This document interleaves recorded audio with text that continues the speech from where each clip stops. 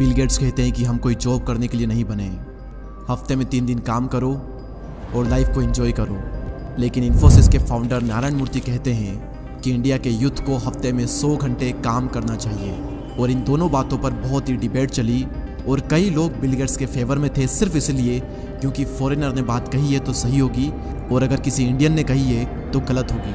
अब सवाल यहाँ पर यह आता है कि मैं किसके साथ हूँ। मैं 100% नारायण मूर्ति जी के साथ हूँ। इसलिए नहीं क्योंकि वो इंडिया से और मैं इंडिया के साथ हूँ, बल्कि इसलिए क्योंकि मुझे भी यही लगता है कि इंडिया के यूथ को हफ्ते में कम से कम 100 घंटे काम करना चाहिए अगर वो देश के हित में काम करना चाहते हैं और अपने लिए और अपने देश के लिए कुछ बड़ा करना चाहते हैं। और अगर आपको भी यही लगता है कि बिल गेट्स एक फॉरेनर है तो उनकी बात सही होगी, so let me tell you, Elon Musk भी यही कहते हैं कि यूथ को 100 घंटे काम करना चाहिए हफ्ते में, हद पार मेहनत करनी चाहिए यूथ को। और आप सभी को पता है कि अभी ज़माना चल रहा है एआई का। मैं आपसे क्वेश्चन पूछता हूँ कि एआई की शुरुआत कहाँ से हुई। ओपन एआई जिसका प्रोडक्ट है चैट जीपीटी, आप सभी जानते होंगे। तो जिसने ओपन एआई बनाया सैम एल्टमैन, वो क्या कहते हैं इस बात पर, क्योंकि वो एक यूथ है और वो एक बिलियनियर भी है, जो कि अपने आप में एक बहुत बड़ी बात है। तो उनकी एडवाइस आप सभी के लिए बहुत ही काम की हो सकती है। ध्यान से सुनिएगा वो क्या कहते हैं। ऑब्वियसली जो आप सोचोगे वो सारी चीज़ें नहीं होगी क्योंकि आप अपने 20s में हो, लेकिन मुझे लगता है कि आपको कठोर से कठोर और ज़्यादा से ज़्यादा मेहनत करनी चाहिए। इतनी मेहनत जितनी कोई सोच भी नहीं सकता और जितना लोगों को लगता है उससे कहीं ज़्यादा, क्योंकि इसका बेनिफिट आपको बाद में मिलेगा।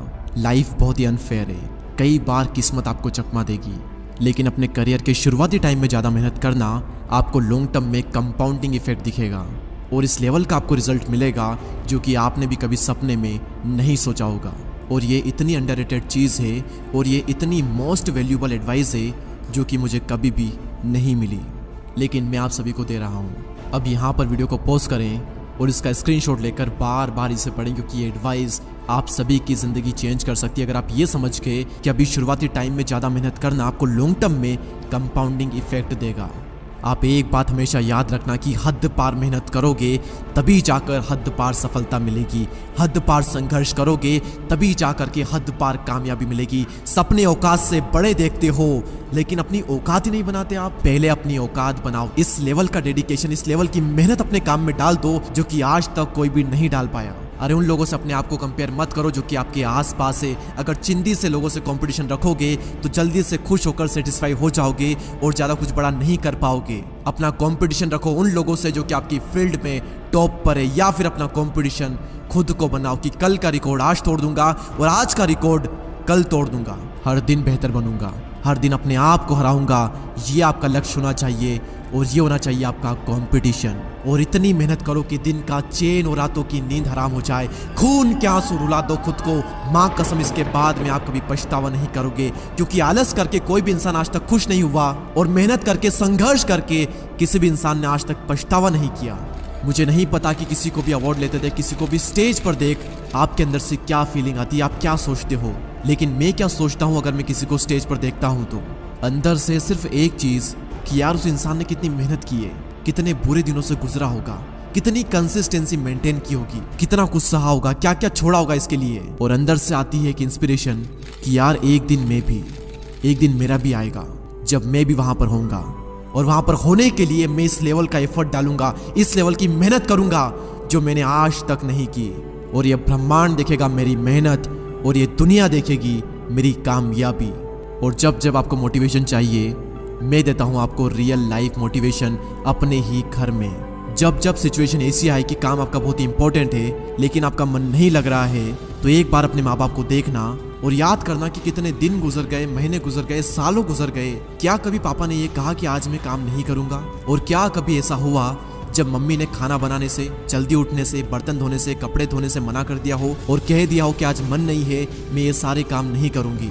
जिंदगी में एक दिन भी ऐसा नहीं आता जब माँ ये कहते, चाहे मेंटली उन पर कितना ही प्रेशर क्यों ना हो, वो चाहे कितने ही स्ट्रेस में क्यों ना हो, एक दिन भी ऐसा नहीं आता जब वो इन सभी कामों से रेस्ट कर ले और कह दे कि आज मेरा मन नहीं है, आज मैं ये नहीं करूंगा। अपने आप से सवाल करो कि ऐसे कितने दिन आए आपकी जिंदगी में जब आपका मन नहीं लगा लेकिन फिर भी आपने काम किया। गिने चुने कुछ आपको दिन मिलेंगे, अदरवाइज आप अपने मन के मालिक हो। सॉरी, आपका मन आपका मालिक है, क्योंकि जो मन कहता है आप वो करते हो। मन किया तो कर लिया, मन नहीं किया तो नहीं करेंगे।